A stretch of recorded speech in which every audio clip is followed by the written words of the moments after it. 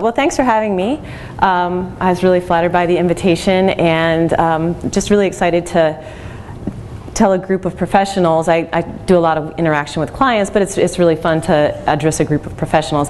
I also, right now, full-time, am a teacher at a Baltimore City school doing food and gardening education, so it's really nice to interact with adults. I feel fairly certain no one's going to throw anything while I'm up here, so that feels really good. So I'm going to give 2 talks today. The first one's going to be kind of giving an overview of kind of the state of the industry of edible landscaping, and then moving into talking about some business models, because it's a very different business model from doing woodies and perennials in the landscape. And then the second talk is going to talk more about designing for aesthetics and function, and then going into more talking about the topic of the day, which is pest management. So with that, the first talk will be talking about, again, state of the industry, edible landscaping clients, who they are and what they want, and then edible landscaping service models. So just before we get started, I wanted to get a feel for who's in the room. Just by a show of hands, could you raise your hand if you are a nursery owner or manager? Okay. Landscaping business, and if you raise your hand more than once, that's fine. Landscape design, if you do landscape design. Okay, very multi-talented people in the room. If you are extension faculty? Okay. Any master gardeners? Me. All right. So just wanted to get a feel of who I'm talking to, but then also to give you a feel, as Krista mentioned, for what my background is and my training is, and also what it is not. I'll tell you a little bit about how I came to be pursuing edible landscaping as a career. I did my BS in biology at the University of Maryland. I actually did research in estuarine ecology and did some work with oysters and oyster restoration projects. And then it was after that I got hooked onto this idea of urban ecosystems and the really sort of novel ecosystems that arise when we have interactions with the built environment and the natural environment, and then all sorts of amazing, strange, wonderful things that we put on the land, and then the animals that find us there. So my graduate research was on birds in urban forest patches surrounded by residential landscape, and I was looking at the impact of the buffer around the forest patches and how that land was managed on what birds were selecting those forest fragments as their breeding ground. But at the same time, and contemporaneously, while I was doing that research, is when I was working on Full Moon Farms in Georgia. So there's Krista right there. And this was where I suddenly realized that my interest and enthusiasm for food and cooking, and just my fascination with that, was not separate from my training and background in biology and ecology. So that's when I decided I'm going to be an urban farmer. So I did some work for community nonprofits doing environmental education, community greening, before I started working for Maryland Extension, University of Maryland Extension. It was Maryland Cooperative Extension when I was working there. So I was really excited that I'm one of, this is in 06, 07 that I got that job, which was right when people really started becoming interested in, or returning to an interest in, community garden, local food systems, locavorism. So I was really psyched that this is a thing that people are doing mostly as volunteers, that actually got a job to pay me to do it. And what I was doing with them, I was working for SNAP-Ed, which is the new name for food stamp nutrition education. So I was working with low-income, limited resource communities to use gardening specifically as a way of improving nutrition outcomes. And while I was there, I wrote a curriculum called Growing Healthy Habits that's being used statewide in Maryland, and it's sort of aligned with Maryland state curriculum. And it's really tailored around, it's set up as 9 units, and those 9 units can be shuffled either to line up with a school year season, or it can be lined up with a growing season. So it can either be used in sort of a September to June, or if you shuffle them around, it can be used from March to October. And for each of those sequences, we tell you what you can plant, what you can harvest, and how that aligns with the activities. If anybody's interested in education using gardening, I know in Maryland a lot of master gardeners are really getting in, working with school groups. This curriculum is available online to download. So I see some head shaking, but I can tell you what that website is. And from there, I did have the opportunity, then kind of fell in my lap to work at a school that has a full-time food education program. And that's what I'm doing now, full-time still. Hampstead Hill Academy is a pre-K through 8th grade public charter school in East Baltimore.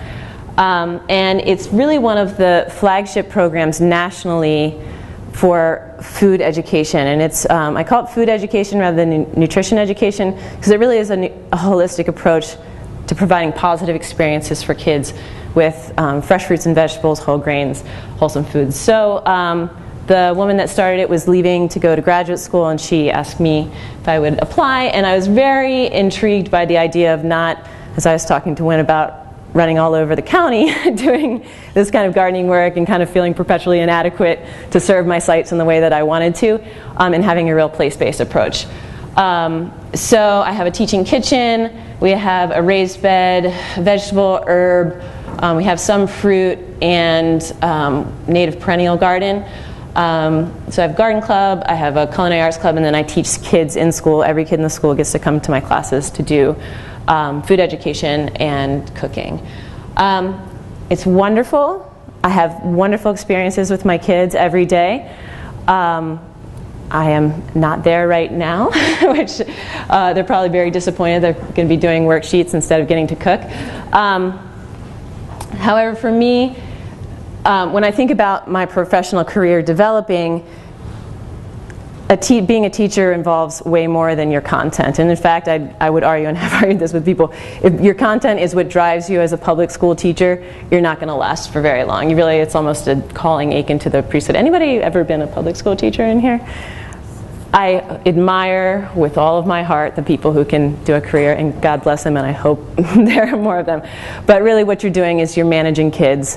You're spending 80% of your energy getting them in a place where they're capable of learning, and then the other 20% conveying the content. And for me, the content has always been driven by my just passion and fascination with growing food. Sometimes I find myself elbowing my way through the kids when we're digging up potatoes, because it's as exciting to me every time we do it, and then about cooking the food. I've also kind of found myself in a place of my career where I have this kind of amalgamation of experiences that makes me hireable only to myself. So that's when and I have been working since I started at the school, using my summers to as much as I can, and doubling up in the springtime, working on Urban Farmhouse. So it is a fairly new business. Definitely is not fully economically sustainable at this point, but I am hoping next year to not be teaching and to be putting more of my energy into Urban Farmhouse. So started doing consulting for friends. That's how my website came about, and my graphic design and logo all came through doing some work for friends. And then in 2009 was my first season that I started working with paying clients.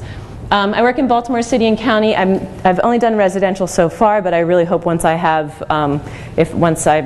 quit my teaching job that I'm able to start working with restaurants as well. And I do consultation, planning, installation, and maintenance, and then I fill in the gaps with cooking classes, workshops, and events. As I was telling someone yesterday, I'll do it. Whatever you think Urban Farmhouse is, at this point I will do it. But this is what I sell myself as doing. So this isn't typically what you hear at a horticulture talk, is talking about things like diet-related chronic disease, but I just kind of wanted to provide some context for what is really a driving force in the horticultural industries right now. So there's so many compelling statistics out there about the obesity epidemic, childhood nutrition, but I thought this one was fairly compelling, that 75% of healthcare spending is on diet-related disease.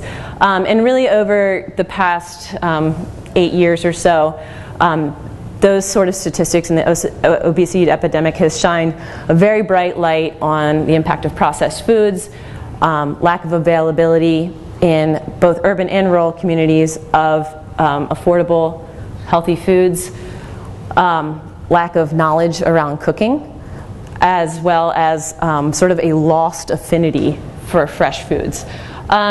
So all of that sort of, in 2006, The Omnivore's Dilemma, huge national attention to this book that sort of was a just beautifully written book that called to attention to where our food comes from, got people really thinking, and added into that conversation not only the public health outcomes, but also looking at environmental impacts of our food system as well as on local economies.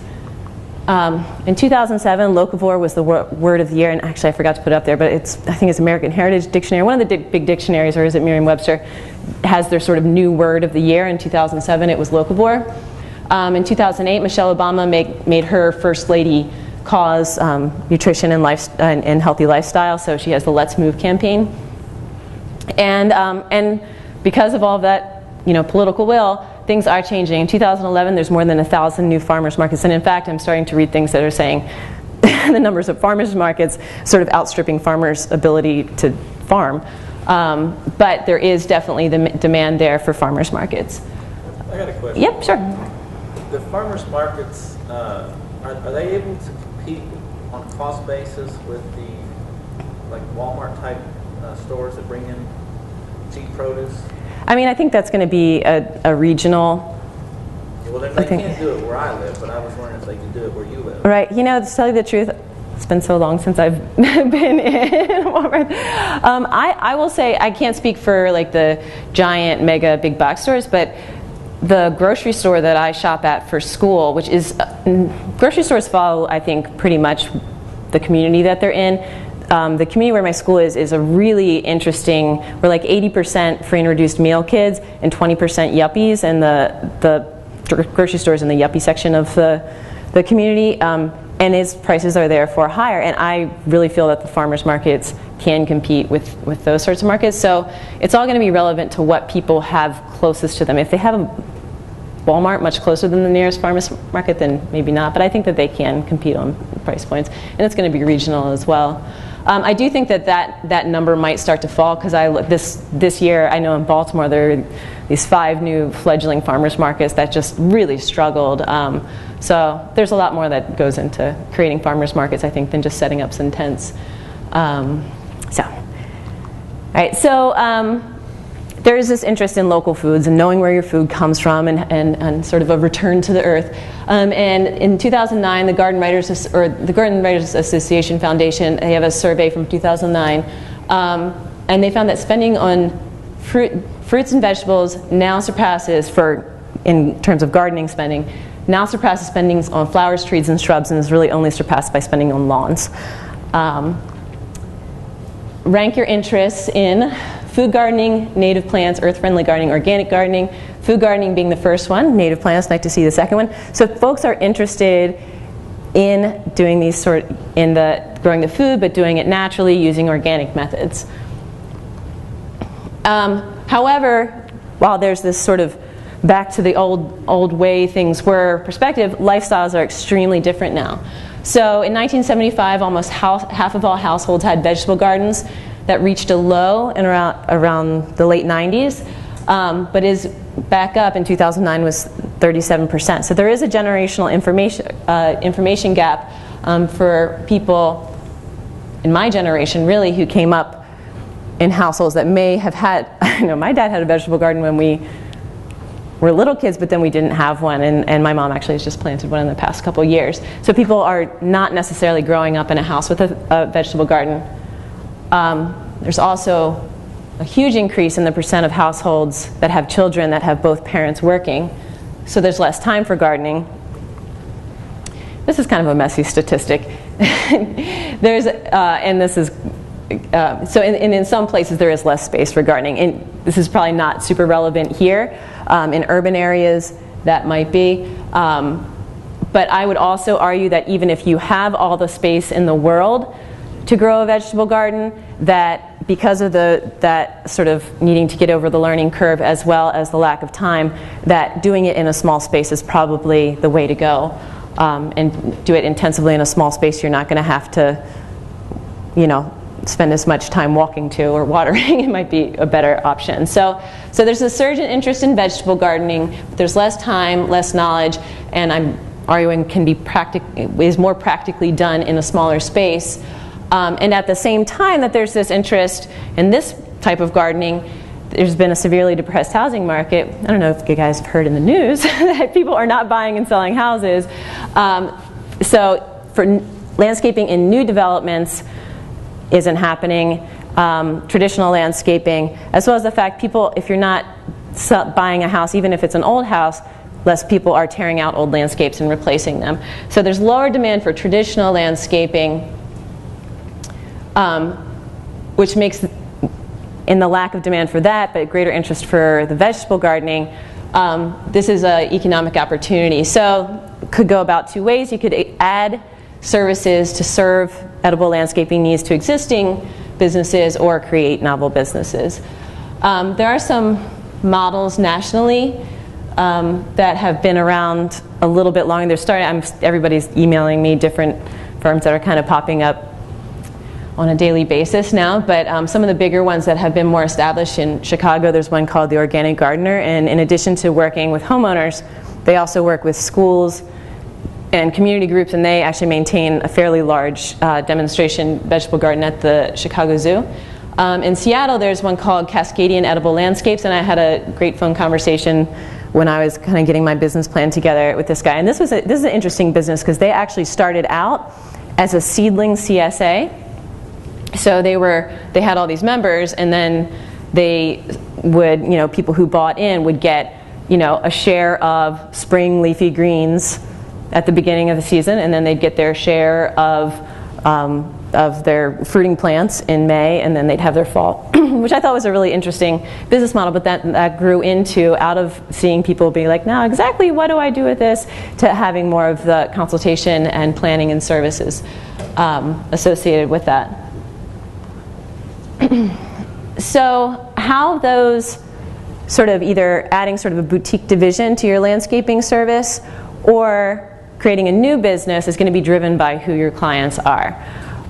So that same National Garden Writers Association survey found that 21% of food gardeners in 2009 were going to be new to not new to vegetable gardening, but new to gardening. And typically they will be female and college educated. So these are the people that are going to be your edible landscaping clients. If they're experienced gardeners, they're going to kind of know the dirty little secret that you just pop stuff in and you see what works, and it's a slow learning process, but it can be incredibly intimidating if you haven't done it before and you want to have some success. And I think seasoned gardeners, even if they're not vegetable gardeners, also see the value in having some plants die and understand that that's part of the learning process. But really it's these sort of new entry to gardening that are the target clients. And what do they want? They want better tasting food. They want to save money on their food bills. They want better quality food. And they want to know that the food that they grow is safe. So very different to other landscaping, they want to take an active part in this process. Right? So I don't think there's any landscaping firms who are like, we'll bring the trees, you're going to be out there digging the hole alongside of us. Right? So it's going to be a service-based business rather than a product-based business, because the clients want to be engaged. That's the whole sort of aesthetic around this thing, is being in touch with your food, plucking the warm tomato off the vine and taking it right into your kitchen, not having it just magically appear on your doorstep. I haven't had any clients who have wanted me to do that, although I do offer it. Okay. However, the other thing besides the clients and their desires and needs that's going to make this a different business model is that edible landscapes are much higher maintenance than other landscapes. Although there are definitely perennial food plants, and of course there's fruit trees. Primarily it's going to be based around annuals. You're going to have 3 plantings per season. A lot of vegetable plants are nutrient pigs by nature, and add to that the fact that we're constantly stealing from them. They're going to make them even more nutrient intensive. And then harvest changes the aesthetics. And I think that this is, and I have edible landscaping books that talk about what plants to use in design, but I think that this can be one of the most challenging things for people who are wanting an attractive landscape, is that it looks great, you have your beautiful red cabbages, and then all of a sudden you harvest them and then you have nothing there. So really trying to design in a way that you keep the beds full and looking good, or have your clients understand that this is going to look different than a traditional landscape that's going to come to this maturity and then be there all season long. All right, so lots of math I'm doing here. So you got your high maintenance gardens, clients that want to be engaged, a knowledge gap, and a desire for organic practices means you need novel service models. So